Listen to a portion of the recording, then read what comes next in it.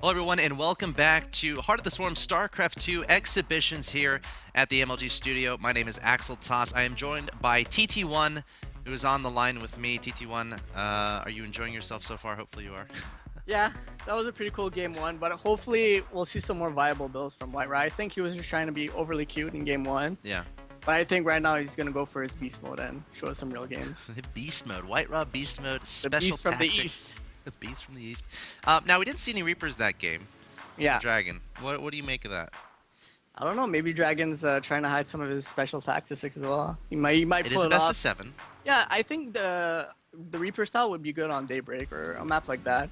A map that's a little bit bigger that takes a little bit a bit while more to send like a Zealot across the map to harass like the mineral line or something like that. Yeah. So maybe he'll pull it out on a map like Daybreak or Cloud Kingdom. But Well, I don't Cloud know. Kingdom is actually the map that Whitera has selected next. Oh, We're currently downloading the map right now. I don't know why it's taking so long, but yeah. What do you expect to happen there? it's really hard to say, especially in HoTS. A lot of players have been going for a standard style, but from a Protoss perspective, I guess Whitera the like go-to build is a 1 gate expo. But I actually liked his build in his build in game one, the one that he went double gas. Yep. He went double gas because I also started theory crafting this like since yesterday. I thought to myself, if Terran goes for fast gas, it's gonna be very hard to hold like 1 gate expo. So I think like Protoss has to go double gas against Terran, especially with the new mothership core nerf Right. and the what else happened? Yeah, just basically with the mothership core nerf, you can't detect anymore, so it's going to be a lot harder to defend against mines. And the siege tank buff as well, so one base all-ins are going to be very hard, like mines followed up by a siege tank marine all-ins.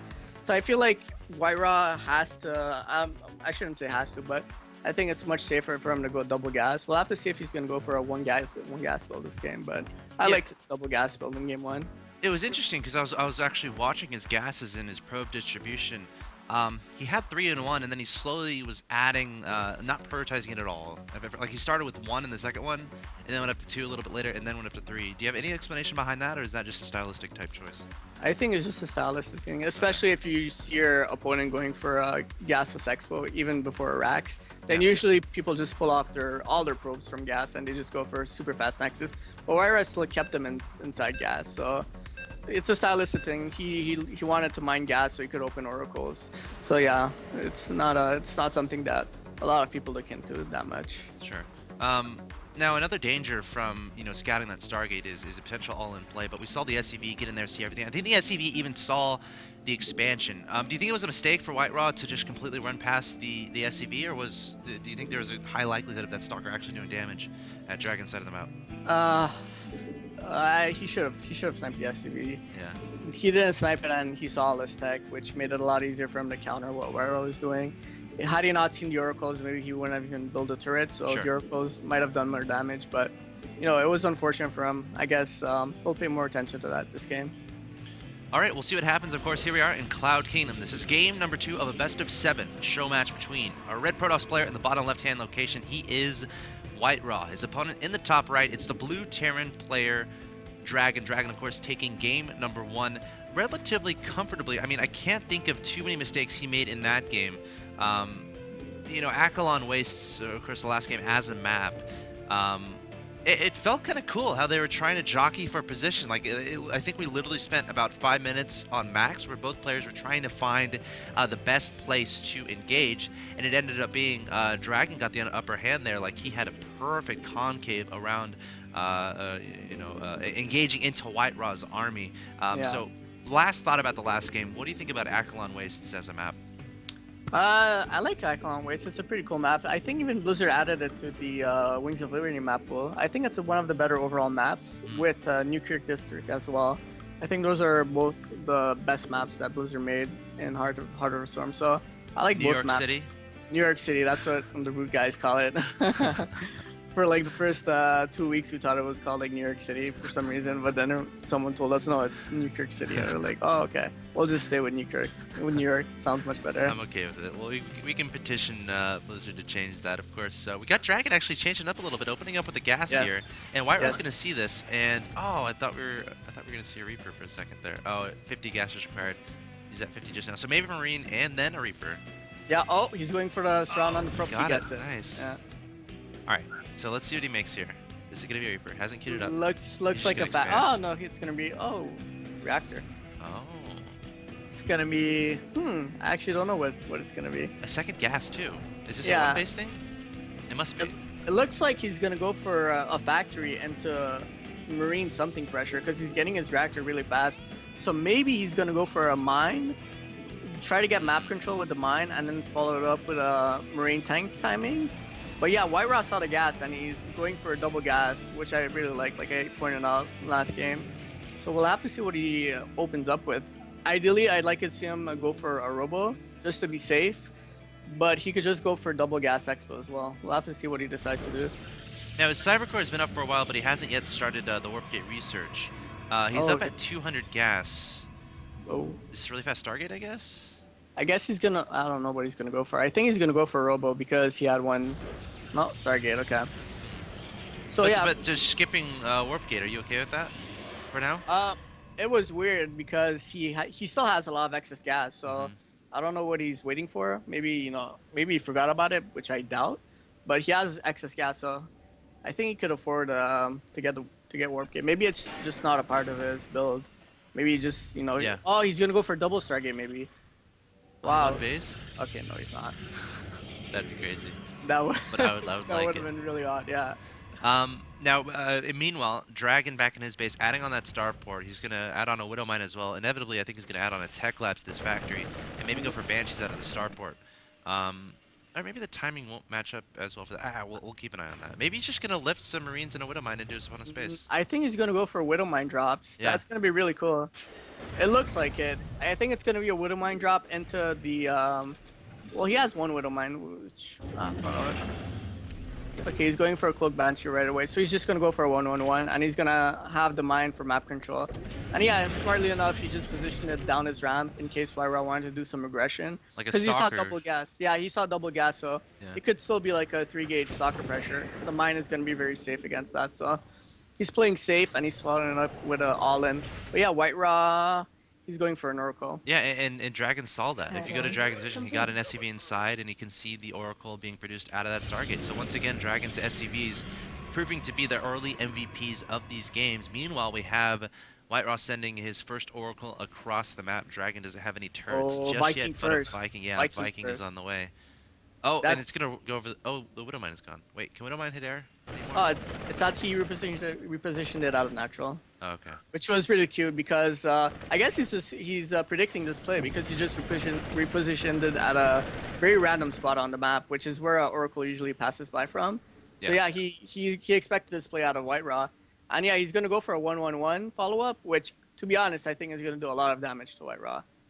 And Whitera has a few probes AFK at his mineral line, which is unfortunate. Okay, nice. He puts them back to work. So since Dragon scouted this Oracle play, obviously he started with that Viking first. What other adjustments do you expect him to make since he's seen this so early? He has the Tech Lab on the starport, so he's gonna follow this up with Banshees. He's gonna just rally Banshee Marine tanks to Whitera's natural, and he's gonna go for the kill. Whitera, I would like to see. Oh, he's still. Oh, I don't know. I was about to say that I'd like to see him go for a Void Ray, just so he could use the ability and snipe the tanks because they do a lot of damage to massive units. Oh, that's a good point. Yeah, and there's a lot of cliffs here, so you could position the Void Armored. I think you meant armored units. Yeah, armored units. Yeah. My bad. So you could easily position the Void Rays on top of the cliffs, like behind the natural and the one inside the main base to snipe the tanks. But this can be also very good because Oracles do a lot of damage to Marines, so he might just crush this push straight out. And he could time warp with the militia core to slow this down. Oh yeah, that's gonna be beautiful. I haven't even seen what it looks like yet. I think he's about to do it. Yeah, this doesn't look good for Dragon, to be honest, because of the Oracles. I like this build by Whitera. We also have 4 gateways just now completed. I think he might have forgotten warp gate, man, because it's about 80% of the way done. He'd love to have it right now. Yeah. If he had warp gate right now, this would have been a very, very easy hold. But yeah, not having warp gate is kind of sketchy at this point of the game. So to be honest, even without warp gate, he has how many void? Remember, a dragon can use Hunter Seeker. Yeah. Right now, and that did get a bit of a nerf slash. I don't even know what to call it. Really. It does. It's 75 energy now instead of the 125. All right, here comes Dragon up the ramp. Let's see what Whitera does to deal with this. The Stalkers and Zealots engaging first. Warp gate just now finishing, and there goes. Oh, your Oracles go down quickly. Oh, trying to kill those Marines. Marines doing a lot of damage to those Oracles. The Mothership trying to get some damage done as well. There's the Void Ray. Yeah, the Void Ray coming forward. The Mothership Core needs to be microed back. Is it going to go down? No, it will stay alive for now. Wow, the Viking died really fast. And there goes the Mothership Core. Marines trying to target down that Void Ray as well. Whitera needs to warp in more stuff here. There we go. 4 Zealots being warped in. But 3 tanks still in the field for Dragon. Plenty of Marines as well. Whitera's going to have his hands full dealing with this. Yeah, he's bringing out the pros, but I don't think Whitera can hold this.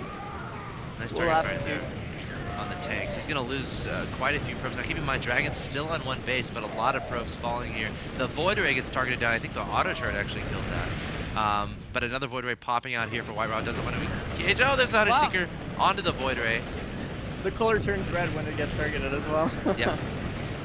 Yeah, wow, and he has double Raven, which is pretty cute. Yeah. Yeah, right now he's just rallying Marine tanks, and Whitera lost a lot of probes in that battle, so it's going to be a lot harder for him to reinforce this and to try to hold his expo. I think, like we pointed out at the start of the game, the warp gate, not upgrade warp gate, hurt him a lot in that way. He could have had at least 1 more 2 more rounds of warp, and I think with those 2 rounds he would have held this attack pretty easily. So do you think if he backed up and engaged a little bit closer to his Nexus and used Photon Overcharge, that could have helped significantly? That as well could have helped. I think he was a bit too overly eager. He engaged at the ramp. Yeah.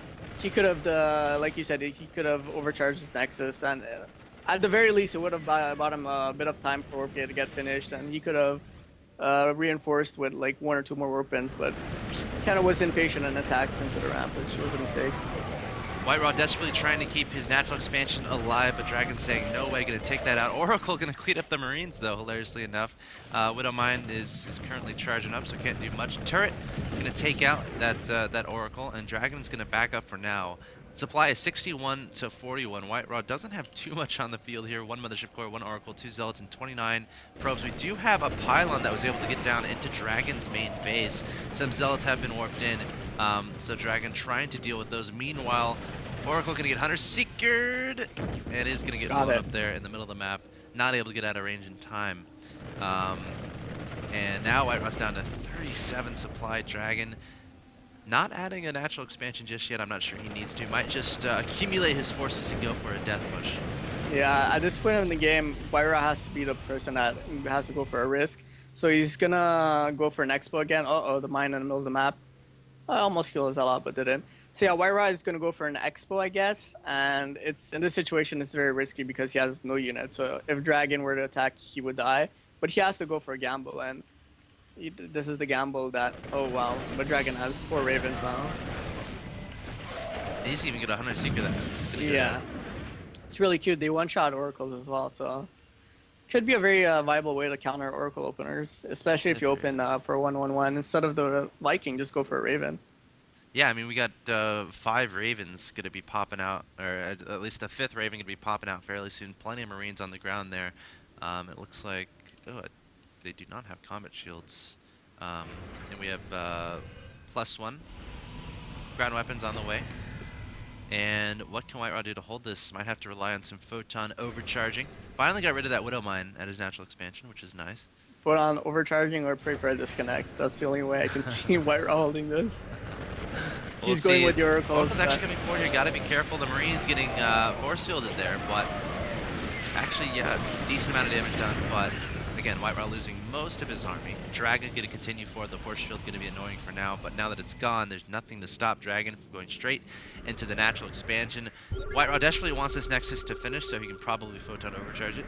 Adding in more and more gateway units, but Dragon not going to wait. Going to surge forward with his 3 tanks, plenty of Marines, and about 4 Ravens. Going to Hunter Seeker everything, I would imagine. The Mothership and Oracle's trying to scurry away. The Mothership Core getting...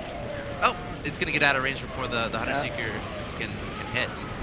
Yeah. And there's And the photo number trade. had the Nexus been completed anyways, Dragon has siege anyway, so you could just stay outside the range and just pick the Nexus off. GG There's the by GG.